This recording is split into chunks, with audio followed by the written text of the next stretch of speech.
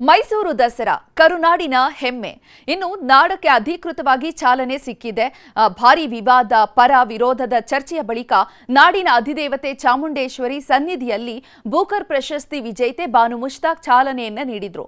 ಮತ್ತೊಂದೆಡೆ ಅರಮನೆಯಲ್ಲಿ ಖಾಸಗಿ ದರ್ಬಾರ್ ನಡೆಸುವ ಮೂಲಕ ಯದುವೀರ್ ಮೈಸೂರು ಸಂಸ್ಥಾನದ ಗತವೈಭವ ಮರಳುವಂತೆ ಮಾಡಿದ್ರು.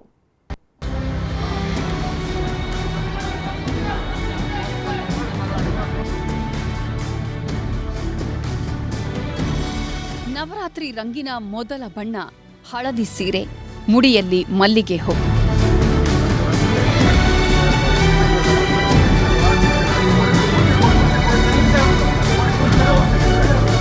ನಾಡದೇವಿಗೆ ನಮ್ರತೆಯ ನಮನ, ಮಂಗಳಾರತಿ, ಕೊರಳಿಗೆ ಹೂಹಾರ, ಫಲತಾಂಬೂಲ ಸಮರ್ಪಣೆ, ಹರಕೆಯ ಸೀರೆ ಸ್ವೀಕಾರ.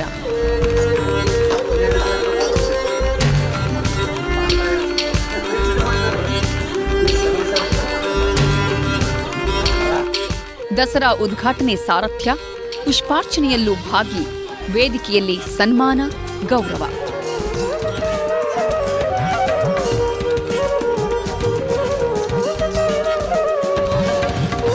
ಟೀಕೆ, ವಿರೋಧ, ಸವಾಲುಗಳನ್ನು ಮೀರಿ ನಿಂತಿದ್ದಾರೆ ಬೂಕರ್ ಪ್ರಶಸ್ತಿ ವಿಜೇತೆ ಬಾನು ಮುಷ್ತಾಕ್. ನಾಡ ಹಬ್ಬ ದಸರಾವನ್ನು ಸಂಪ್ರದಾಯಸ್ಥರಾಗೇ ಉದ್ಘಾಟನೆ ಮಾಡಿದ್ದಾರೆ. ಬಿಜೆಪಿ ನಾಯಕರ ಟೀಕೆಗಳೆಲ್ಲದಕ್ಕೂ ಉತ್ತರ ಕೊಟ್ಟಿದ್ದಾರೆ.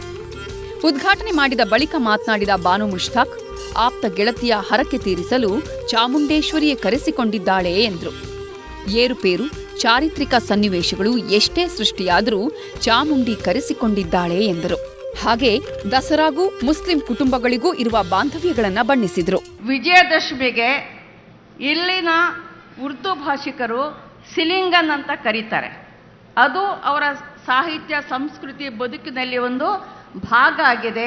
ಯಾರೂ ಭಿನ್ನರಲ್ಲ, ಯಾರೂ ಪರಕೀಯರಲ್ಲ, ಎಲ್ಲರೂ ಕೂಡ ಒಳಗೊಂಡು ಆಚರಿಸ್ತಕ್ಕಂಥ ಒಂದು ಸಂಸ್ಕೃತಿಯ ಉತ್ಸವ ಇದು.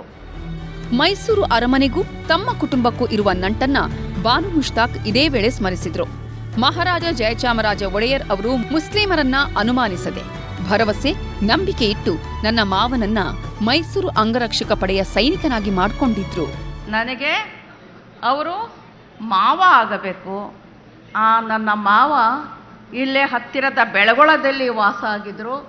ಮತ್ತೆ ಅವರು ಮೈಸೂರು ಮಹಾರಾಜರ ಅಂಗರಕ್ಷಕ ಪಡೆಯ ಒಬ್ಬ ಸೈನಿಕರಾಗಿದ್ದರು.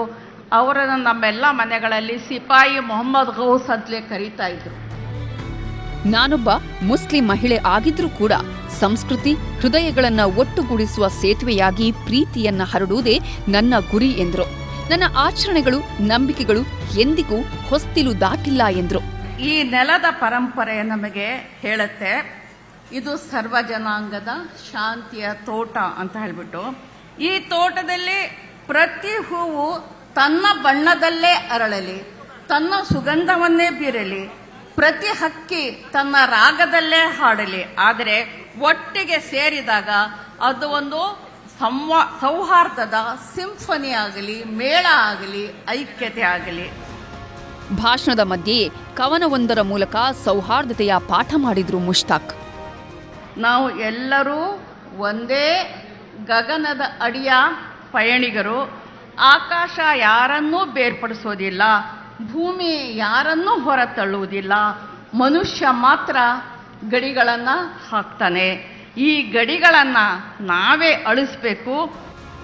10 ವರ್ಷಗಳ ಹಿಂದಿನ ಮತ್ತೊಂದು ಕವನ ವಾಚಿಸಿದ್ರು ಬಾನು.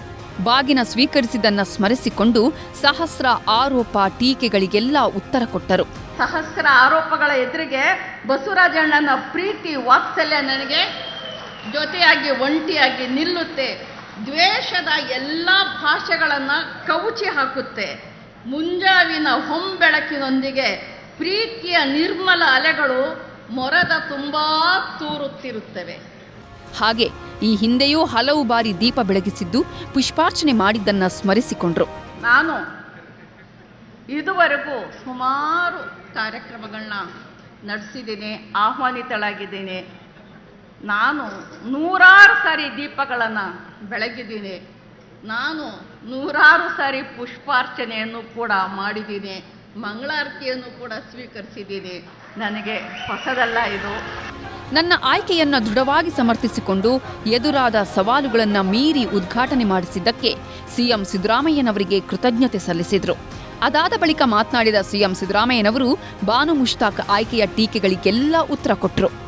ಬಾನು ಮುಷ್ತಾಕ್ ಅವರು ಹುಟ್ಟಿನಿಂದ ಮುಸ್ಲಿಂ ಮಹಿಳೆ ಆಗಿರಬಹುದು, ಆದರೆ ಅವರು ಮನುಷ್ಯರನ್ನ ಪ್ರೀತಿಸಬೇಕೆ ಹೊರತು ಧರ್ಮದ ಆಧಾರದ ಮೇಲೆ, ಜಾತಿಯ ಆಧಾರದ ಮೇಲೆ ದ್ವೇಷಿಸಬಾರದು. ನಾವೆಲ್ಲ ಮನುಷ್ಯರು, ನಾವು ಪರಸ್ಪರ ಪ್ರೀತಿಯಿಂದ ಇರಬೇಕೆ ಹೊರತು ಪರಸ್ಪರ ದ್ವೇಷದಿಂದ ಇರಬಾರದು. ಅದು ಮನುಷ್ಯತ್ವದ ಲಕ್ಷಣ ಅಲ್ಲ. ಬಾನು ಮುಷ್ತಾಕ್ ಆಯ್ಕೆ ವಿಚಾರದಲ್ಲಿ ರಾಜಕಾರಣ ಮಾಡಿದ ಬಿಜೆಪಿ ನಾಯಕರಿಗೆ ವೇದಿಕೆಯಲ್ಲೇ ಸಿದ್ದು ಸವಾಲು ಹಾಕಿದರು. ರಾಜಕೀಯ ಮಾಡಬೇಕು ಅಂದ್ರೆ ಮಾಡೋಣ. ಗೋಡಾ ಹೈ ಮೈದಾನ ಹೈ, ಗೋಡಾ ಹೈ ಮೈದಾನ ಹೈ. ರಾಜಕೀಯ ಮಾಡೋಣ. ಅಲ್ಲಿ ಇಲ್ಲ ಸಲ್ಲದ ಯಾವುದೋ ರಾಜಕಾರಣಕ್ಕೋಸ್ಕರ, ದ್ವೇಷಕ್ಕೋಸ್ಕರ, ಇನ್ಯಾರನ್ನೋ ಓಲೈಸಕ್ಕೋಸ್ಕರ ರಾಜಕಾರಣ ಮಾಡಬಾರದು. ಓಲೈಕೆ ರಾಜಕಾರಣ ಅದರಿಂದ ಲಾಭನೂ ಆಗಲ್ಲ, ನಷ್ಟನೇ ಜಾಸ್ತಿ ಆಗ್ತಕ್ಕಂಥದ್ದು ಅನ್ನೋದನ್ನ ಅರ್ಥ ಮಾಡ್ಕೋಬೇಕು ಅಂತಕ್ಕಂಥ ಮಾತುಗಳನ್ನ ಹೇಳಲಿಕ್ಕೆ ಬಯಸ್ತಾ ಇದ್ದೇನೆ. ಅದರಿಂದ ಹೈಕೋರ್ಟು, ಸುಪ್ರೀಂ ಕೋರ್ಟು ಕೂಡ ಒಪ್ಕೊಂಡಿದೆ ಈಗ. ಇದೇ ವೇಳೆ ಸರ್ಕಾರದ ಆಡಳಿತದ ಬಗ್ಗೆಯೂ ಸಿಎಂ ಸಮರ್ಥಿಸಿಕೊಂಡರು. ಗ್ಯಾರಂಟಿ ಯೋಜನೆಗಳ ಮೂಲಕ ರಾಜ್ಯದ ಜನರನ್ನ ಸದೃಢಗೊಳಿಸುವ ಕೆಲಸ ಆಗ್ತಿದೆ ಅಂದ್ರು. ಜಾತಿ ಗಣತಿ ಬಗ್ಗೆಯೂ ಪ್ರಸ್ತಾಪಿಸಿ ಸಮಾಜದಲ್ಲಿ ಅಸಮಾನತೆ ಹೋಗಿಸಲು, ದೌರ್ಜನ್ಯಗಳನ್ನ ತಪ್ಪಿಸಲು ಜಾತಿ ವ್ಯವಸ್ಥೆ ದೂರ ಆಗಬೇಕು ಅಂದ್ರು. ದೌರ್ಜನ್ಯ ಹೋಗ್ಬೇಕಾದ್ರೆ, ಜಾತಿ ಹೋಗ್ಬೇಕಾದ್ರೆ, ಎಲ್ಲರೂ ಮುಖ್ಯವಾಹಿನಿ ಬರಬೇಕಾದ್ರೆ ಸಮಾನತೆ ಬಂದಾಗ ಮಾತ್ರ ಸಮಾಜವನ್ನು ನಿರ್ಮಾಣ ಮಾಡಲಿಕ್ಕೆ ಸಾಧ್ಯ ಆಗ್ತದೆ. ಇಲ್ಲಿವರೆಗೆ ಸಾಧ್ಯ ಆಗಲ್ಲ. ಸುಮಾರು 1 ಲಕ್ಷ ಕೋಟಿ ರೂಪಾಯಿಗಳನ್ನ ಗ್ಯಾರಂಟಿ ಯೋಜನೆಗಳಿಗೆ ಖರ್ಚು ಮಾಡಿದ್ದೀವಿ. 1 ಲಕ್ಷ ಕೋಟಿ. ರಾಜ್ಯ ದಿವಾಳಿ ಆಗಿದೆಯಾ? ಇದು ಯಾವ ಕಾರಣಕ್ಕೂ ನಿಲ್ಲಲ್ಲ. ಯಾರು ವಿರೋಧ ಮಾಡಿದ್ರು ಅವರೇ ಈಗ ಕಾಪಿ ಮಾಡಕ್ ಶುರು ಮಾಡಿಬಿಟ್ಟಿದ್ದಾರೆ. ಬಾನು ಮುಷ್ತಾಕ್ ಟೀಕೆ ಮಾಡಿದ್ದ ಬಿಜೆಪಿ ನಾಯಕರು ಇದೀಗ ಉಲ್ಟಾ ಹೊಡೆಯುತ್ತಿದ್ದಾರೆ. ಬಾನು ಮುಷ್ತಾಕ್ ಹೇಗೆ ದಸರಾ ಉದ್ಘಾಟನೆ ಮಾಡಬೇಕು ಅಂತ ನಾವು ಅಂದ್ಕೊಂಡಿದ್ವು ಹಾಗೇ ಉದ್ಘಾಟನೆ ಮಾಡಿದ್ದಾರೆ. ಹಾಗಾಗಿ ಮರು ಟೀಕೆಯೇ ಇಲ್ಲ ಅಂದಿದ್ದಾರೆ. ಒಂದು ಇಸ್ಲಾಂ ಧರ್ಮವನ್ನ ಪಾಲನೆ ಮಾಡತಕ್ಕಂತ ಮಹಿಳೆ ರೇಷ್ಮೆ ಸೀರೆ ಉಟ್ಟು ತಲೆಗೆ ಮುಡಿಗೆ ಹೂ ಮುಡಿಸಿಕೊಂಡು ಒಂದು ಹಿಂದೂ ಹೆಣ್ಣು ಮಗಳ ರೀತಿಯಲ್ಲಿ ಬಂದು ಅರಿಶಿಣ ಕುಂಕುಮವನ್ನು ವಿರೋಧ ಮಾಡತಕ್ಕಂಥವರು ಇವತ್ತು ಅರಿಶಿಣ ಬಣ್ಣದ ಬಟ್ಟೆಯನ್ನೇ ತೊಟ್ಟು ದೇವಸ್ಥಾನಕ್ಕೆ ಬಂದು ಆರತಿ ಬೆಳಗಿ ಮತ್ತೆ ದೇವರ ಮುಂದೆ ನಿಂತು ಇದು ಪೂಜಾರಿ ಕೊಡುವ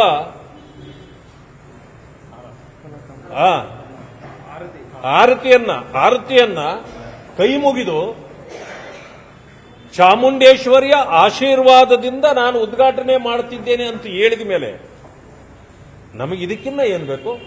ನಮ್ಮ ಅನಿಸಿಕೆಯನ್ನು ಅದೇ ಇದ್ದದ್ದು. ಟೀಕೆ ಟಿಪ್ಪಣಿಗಳೊಂದಿಗೆ ದಸರಾ ಉದ್ಘಾಟನೆಯಾಗಿದೆ. ಕುಸ್ತಿ ಪಂದ್ಯಾವಳಿ, ಆಹಾರ ಸ್ಪರ್ಧೆ, ಫಲಪುಷ್ಪ ಪ್ರದರ್ಶನ, ಸಿಎಂ ಕಪ್ ಕ್ರೀಡಾಕೂಟ, ವಿದ್ಯುತ್ ದೀಪಾಲಂಕಾರ, ವಸ್ತು ಪ್ರದರ್ಶನಕ್ಕೂ ಚಾಲನೆ ಸಿಕ್ಕಿದೆ. ಇಡೀ ಮೈಸೂರು ಇದೀಗ ದಸರಾಮಯವಾಗಿದೆ.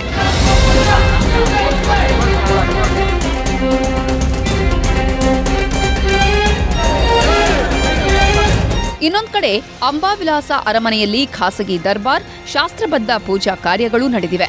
ರಾಜ ಪೋಷಾಕಿನಲ್ಲಿ ಬಂದ ಯದುವೀರ್ ಖಾಸಗಿ ದರ್ಬಾರ್ ಮಾಡಿದ್ರು.